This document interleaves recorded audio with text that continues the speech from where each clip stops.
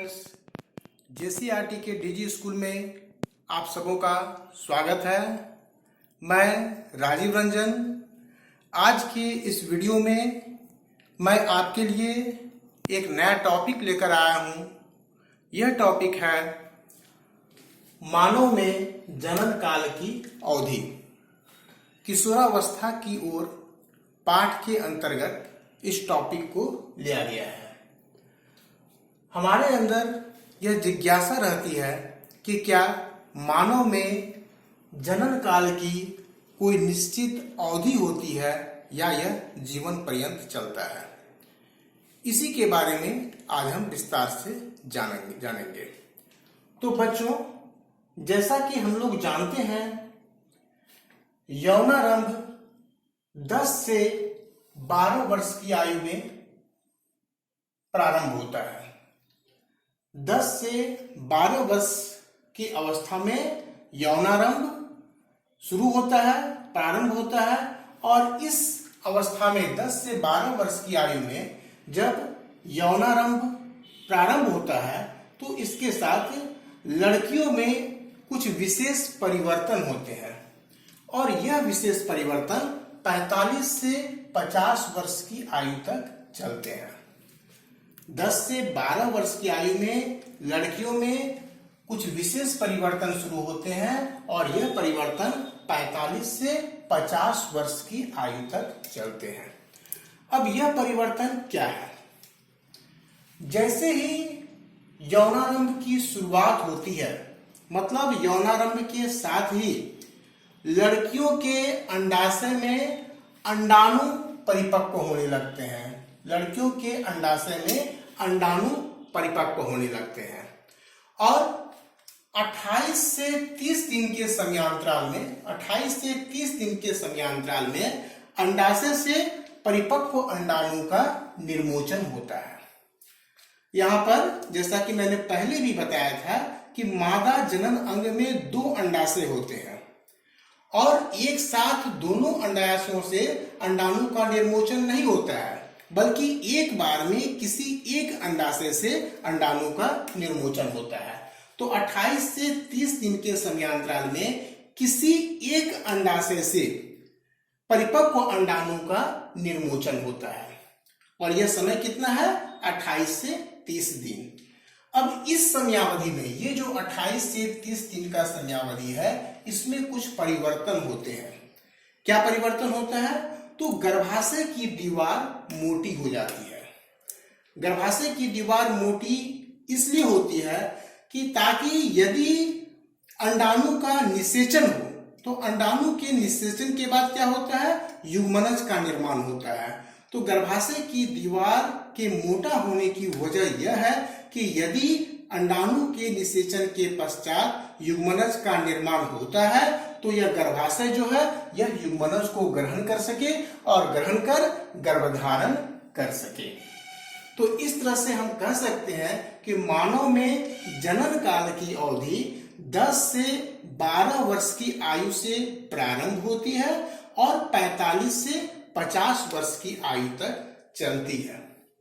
तो यहाँ पर हमने देखा यौनारंभ के साथ ही लड़कियों के अंडाशय में अंडाणु परिपक्व होना शुरू कर देते हैं और 28 से 30 दिन के समयांतराल में किसी एक अंडाशय से अंडाणु निर्मोचित होते हैं।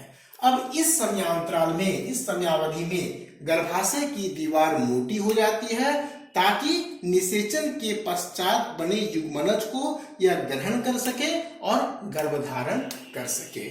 यह तो तब होता है जब अंडाणु का निषेचन हो। यदि किसी कारणवश अंडाणु का निषेचन नहीं हो पाता है तब फिर क्या होता है?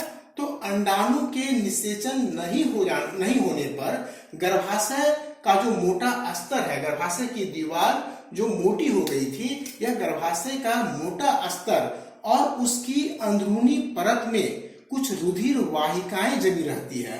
तो गर्भाशय का मोटा अस्तर तथा उसकी अंदरूनी परत में जमी हुई रुधिर वाहिकाएं क्या होती है? वह टूट जाती है और टूटकर योनि द्वार से बाहर आ जाती है। यदि निषेचन, अंडाणु का निषेचन नहीं हो पाता है तो गर्भाशय का मोटा स्तर तथा उसकी अंदरूनी परत में जमी हुई रुधिर वाहिकाओं की परत टूटकर योनि द्वार से बाहर आ जाती है और इसे हम ऋतुस्राव कहते हैं। इस घटना को ऋतुस्राव कहते हैं, जो 28 से 30 दिन में एक बार होता है। चूंकि यह ऋतुस्राव जो है 28 से 30 दिन में एक बार होता है, इसलिए इसे हम लोग मासिक चक्र भी कहते हैं। इस घटना को मासिक चक्र भी कहा जाता है या इसे माहवारी भी कहा जाता है। अब यौनारंभ के साथ ही यह प्रक्रिया शुरू हो जाती है।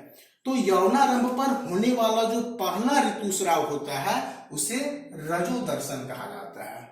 यौनारंभ पर होने वाला पहला ऋतुस्राव उसे हम रजोदर्शन कहते हैं। अब क्या होता है कि 45 से 50 वर्ष की अवधि पर जब महिलाओं की आयु 45 से 50 वर्ष होती है, उस समय क्या होता है, यह ऋतुस्राव जो है वह बंद हो जाता है, ऋतुस्राव रुक जाता है और ऋतुस्राव के रुक जाने की प्रक्रिया को रजोनिवृत्ति कहा जाता है। ऋतुस्राव के रुक जाने के कारण अब यहाँ पर महिलाओं में जो जनन काल की अवधि है वह समाप्त हो जाती है।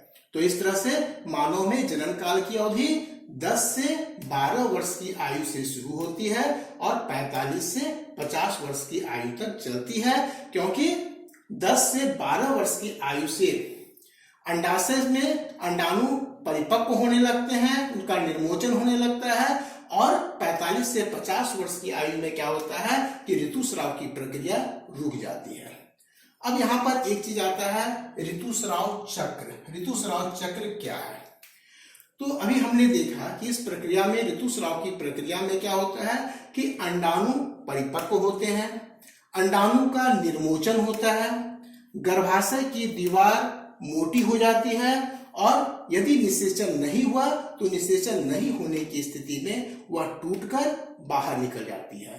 तो इस प्रक्रिया को हम लोग ऋतुस्राव चक्र कहते हैं। अंडाणु का परिपक्व होना, अंडाणु का निर्मोचन, गर्भाशय की दीवार का मोटा होना तथा निषेचन न होने की स्थिति में इसका टूटना, इसे हम लोग ऋतुस्राव चक्र कहते हैं। लेकिन यदि निषेचन हो गया तो निषेचन होने की स्थिति में क्या होता है, यह विभाजित होता है।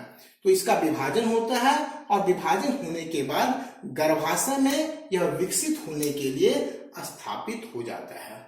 अब यह ऋतुस्राव चक्र जो कि 10 से 12 वर्ष की आयु से प्रारंभ होता है, तो प्रारंभ होने के समय शुरू में हो सकता है कि यह ऋतुस्राव चक्र अनियमित हो, लेकिन समय के साथ क्या होता है कि धीरे धीरे यह नियमित हो जाता है और इस चक्र का नियंत्रण जो है वह हार्मोन के द्वारा होता है। तो इस तरह से आज की इस वीडियो में हमने मानव में जनन काल की अवधि के बारे में जाना। अब हम लोग फिर अगली वीडियो में मिलेंगे, तब तक के लिए धन्यवाद।